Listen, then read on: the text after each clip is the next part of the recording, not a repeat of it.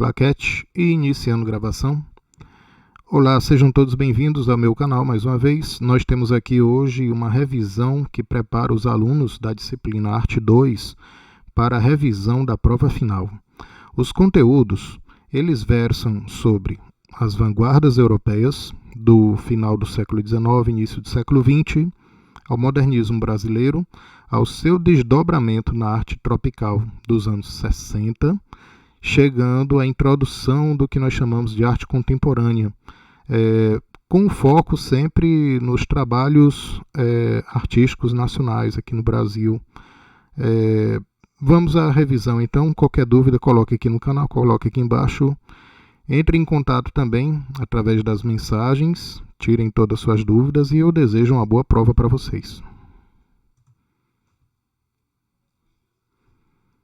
Eu preparei uma revisão inspirada nas atividades, então se vocês seguirem passo a passo do que vocês estão vendo aqui, vocês terão uma certa facilidade ao responder as questões. Então, as questões iniciais da nossa prova final, elas falam justamente das vanguardas. Vamos lembrar aqui das características de cada um, né? A primeira das vanguardas, que nós temos em destaque aqui, é o expressionismo, com essa obra de Edvard Munch, que é o Grito. Então, características do expressionismo. Vamos lembrar aqui para vocês. Questão das cores fortes, a beleza tradicional da arte clássica, ela é abandonada em função da necessidade de uma expressão, de um sentimento do autor. Nós podemos ver influências do Van Gogh na questão das pinceladas. O Van Gogh foi um artista que alguns estudiosos o classificam como impressionistas, outro como pai do expressionismo, né? Mas que o Munch ele bebeu dessas águas ao colocar a figura humana em destaque, com sentimentos intensos de terror, medo, raiva. São os sentimentos predominantes na arte expressionista. Nós temos aqui o exemplo do surrealismo. Então, o surrealismo ele é uma modalidade de arte representada por Salvador Dalí, que tem esse resgate da técnica da arte clássica, da pintura, da representação das imagens, mas cujo conteúdo ele é um conteúdo muito de vanguarda no mundo do estudo da psicologia humana, inspirado pelos estudos de Sigmund Freud, pelos sonhos, pelos devaneios, a ideia absurda da representação da realidade. Então nós temos aqui o surrealismo, persistência da memória, um quadro que eu coloco aqui como símbolo e faz parte de uma das questões nossas da prova final. Nós temos aqui o dadaísmo, que ele representa todo esse rompimento definitivo do padrão do que seja a arte tradicional, seja ela pintura, escultura, com a sua representatividade, com o seu material, né? Nós temos sim aqui um urinol, um vaso, em que eu contei inclusive essa história detalhada para vocês da exposição de arte em Nova York e de todo esse contexto em que ele foi colocado. Então a arte dadaísta ela tem essa fama dos artistas serem meio maluquinhos, ser uma arte meio louca, assim, mas na verdade o que eles propõem é algo de revolucionário ao dirigir o olhar da gente para as coisas simples do dia a dia, com um toque de protesto em relação ao que eles estavam vivendo no início do século XX com a Primeira Guerra Mundial. Nós temos aqui um exemplo de cubismo, A Mulher Chorando, de Pablo Picasso.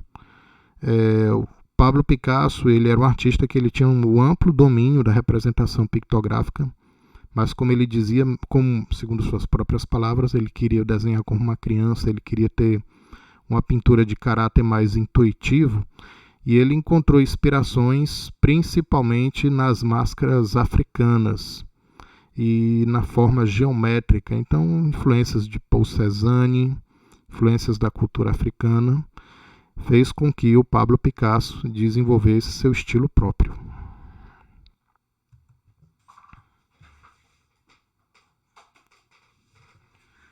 O modernismo chegou até o Brasil, as vanguardas chegaram até o Brasil, influenciados por esses artistas que frequentavam os mesmos ambientes em Paris, os salões de Paris, né?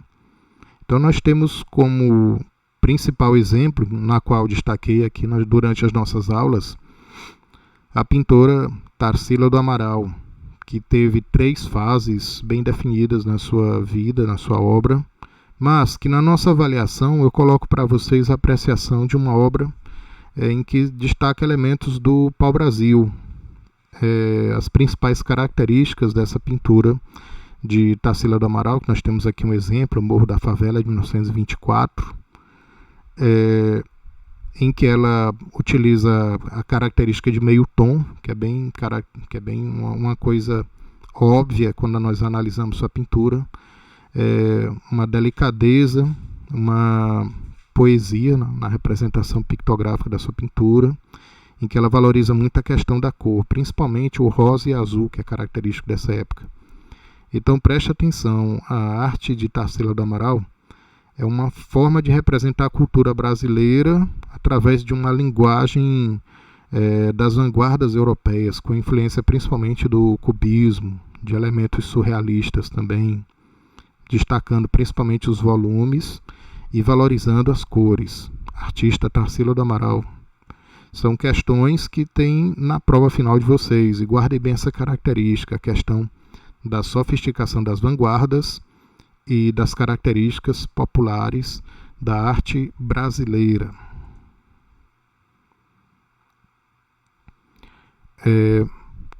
Vamos fazer aqui um roteiro, né?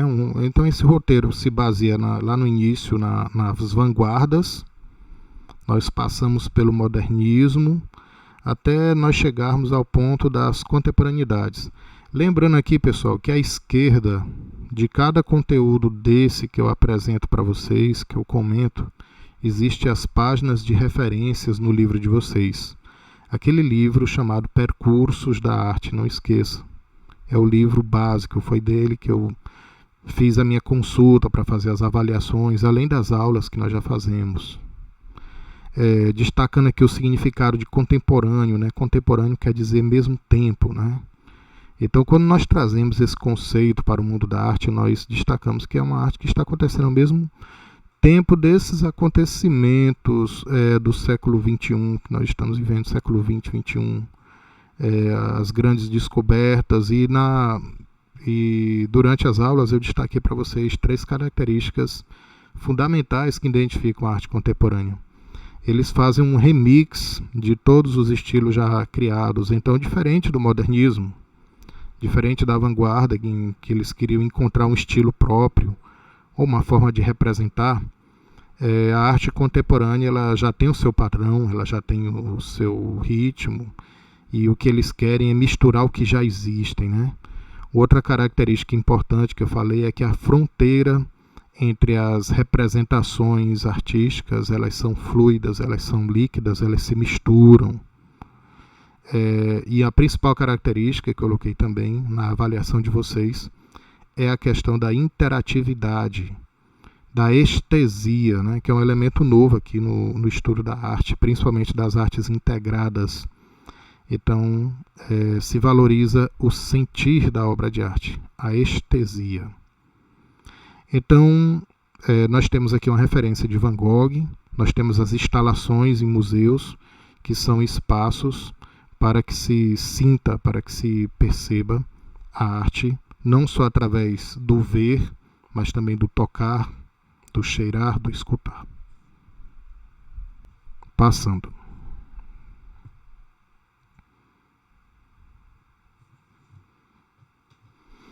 Dentro dessas diversas linguagens que nós estudamos, nós falamos de artes visuais, nós falamos de música, nós falamos das referências teatrais e também nós falamos do cinema, por entender que o cinema como linguagem ela acaba agregando todas essas características. Então foi proposto durante o nosso curso 2 filmes para que a gente pudesse entender um pouco essas características da arte contemporânea. O primeiro filme mostrado para vocês foi O Baile Perfumado, que é esse filme produzido durante os anos 90, mas com influências do cinema novo. também foi mostrado para vocês um documentário de Vic Muniz, né, que mostra bem como é que é a construção de uma obra de caráter coletiva, de forma integrada. Então, essas características do cinema busca abordar uma visão de uma sociedade brasileira que ela historicamente foi excluída dos processos históricos, do storytelling, da forma como essa cultura nacional ela chega através da educação. É uma forma de reavaliar como é o papel desses protagonistas. E um dos exemplos que nós assistimos foi esse filme, O Baile Perfumado, que conta a história do Benjamin Abraão, que era um jornalista, um repórter fotográfico, e que ele tinha o interesse de filmar e fazer vídeos sobre o Lampião, fazer um documentário sobre ele.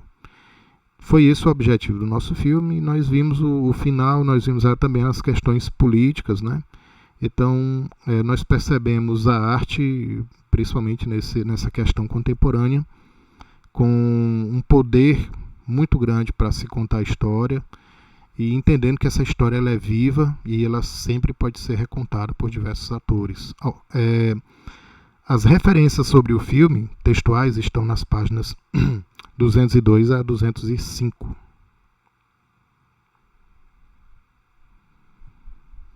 Durante os nossos estudos também aprendemos sobre o tropicalismo, né? Então, o tropicalismo foi um movimento artístico que surgiu no final dos anos 60, né? 68, 69.